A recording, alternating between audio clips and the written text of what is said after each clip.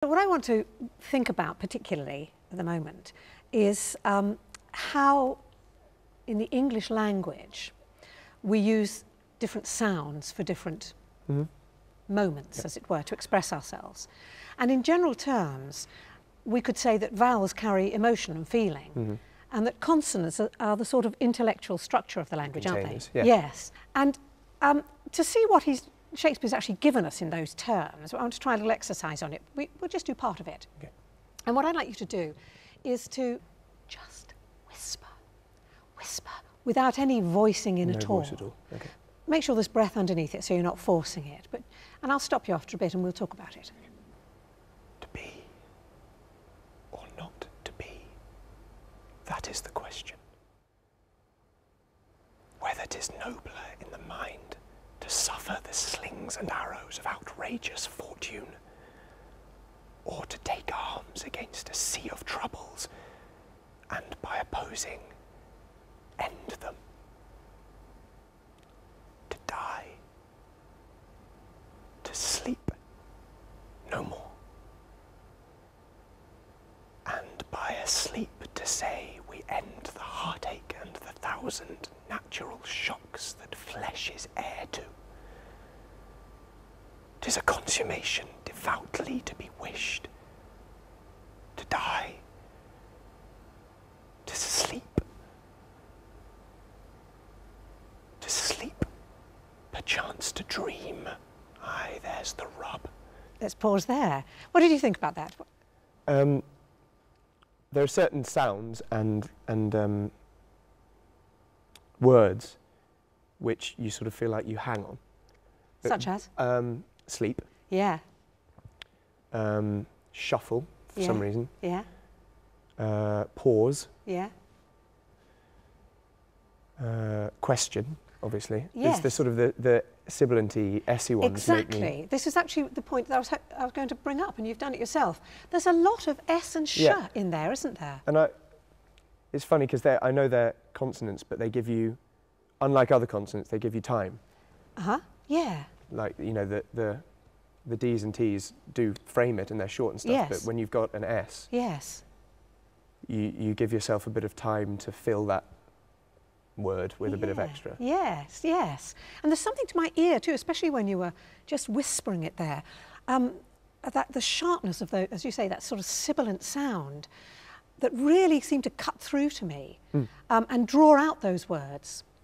Let's take that bit again, and this time, instead of just whispering, I'd like you to speak it quite quietly, but in the light of that. And I don't mean exaggerate those S's particularly, but just being aware of those, and we'll see what words come out. Sure. Yes, but I mean, you weren't loud before, but just really quite quiet, and just see where it takes us. Just on voice.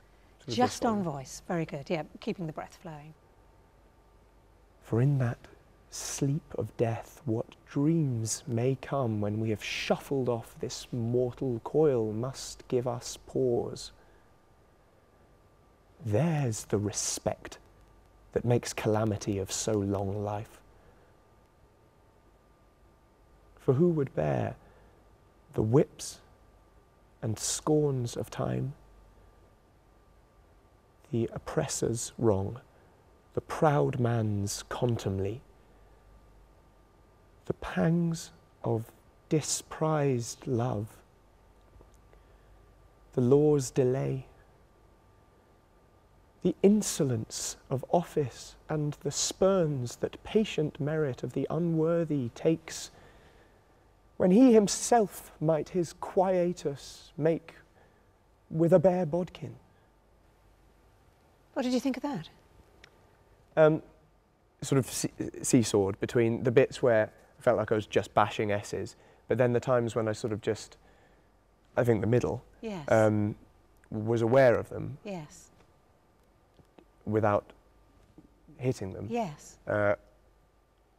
Really helped me find the points at which he's really considering something when he's talking about conscience, and the list of the things that what would we bear. Yes.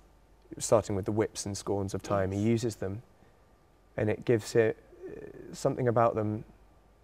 The S is very definite, having a hard S, Yes. but it also I don't know, whips and scorns of time, the oppressor's wrong, proud man's contumely. They're the things that are hanging in his mind. And to give them an extra half a second of contemplation helps to not just list. Yes, yes, indeed. You actually get to think, actually, what do I think about what does disprized mean? Yes. Love, not rejected love, or the pangs of being dumped. You know, it's a completely different thing to say. Completely different. Disprized, because it's like unvalued. Yes. Or it used to be valued, like thrown away. But there's something about that word disprized stood out more than it's ever done before. And it did to my ear. And it felt to me, in fact, if we picked up the script and just read through some of those words, it actually seemed to show me the way the thought was going in terms of how, as you said, it connected to him. It moved him forward. Yeah, they're in much terms more of, personal, yes, isn't it? his personal sense, yes. So if you go from the beginning of the speech, Okay. you know, starting with question, just dot through, just reading those words that leapt out to you. Only the words? Yes. Question. Suffer. Slings. See. Opposing. Sleep. Sleep. Thus. Actually, thus really stood out to me, yes. I hadn't. Thus, yeah. Yeah. There's a couple of thuses, I think, aren't there? Yeah. Thus conscience. Thus resolution. It's wonderful, and how sometimes they're sharp, sometimes they're soft, sometimes they're firm. It was really extraordinary. And quite a lot of them are towards the end of the lines. Because, Are they? Yeah. A lot of them are. So what does that make you think? Well, you almost get the entire speech from those. You do. Yeah. You do. Just saying those words. Yeah. Which, you know, maybe 3 times out of 5 were towards the end of the line, or the last word. Really? It's your journey. It's the journey. Yeah. And it's the things that he's obsessed with. Yeah. Sleep. Obsessed with, indeed. All the in a row, the only sibilant words were sleep, sleep, sleep, dream, sleep. It's amazing that, isn't it? We know he talks about sleeping twice, but you say it 5 times. Yeah. It's amazing, isn't it? Yeah, absolutely. And that it's sleeping,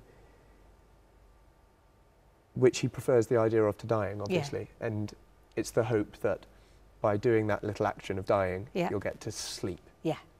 And he says it's so much more than die or death. Yeah. But so much of that you wouldn't get from speaking it in your mind, would you? Reading it in your mind. It needs to be spoken aloud. You can only do it out loud. Yeah. And I could only learn it out loud as well. Yeah, absolutely. And as an audience, he's questioning. I mean, he needs your help in this speech because he doesn't actually, unlike other speeches in which he starts at one place and then ends up by saying, right, I've decided I'll do this. In this one, he decides quite early that it's going to have to be to be. Yes. He doesn't go through all the whole speech and then go, aha, that's it, to be.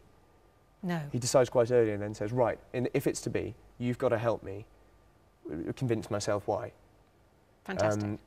He's asking, who would do this? Who would do that? Yes. All these unanswered questions. Yeah. Yes. Would you, could you do it? And if I've got to do it, you've got to be there with me. Yes. Absolutely. Isn't it horrible? Don't you feel that? Have you seen what's happened to me in the play so far? Have you seen what all these people are doing to me? The oppressors wronging me, the proud men being, they're throwing their the Ophelia's disprised. You've seen it. You're the audience. Yes. So give me an answer. Am I right? Exactly. And it absolutely is that outside and intellectual ideas, isn't it? Yeah, bringing together and working and presenting ideas. Brilliant. Fantastic.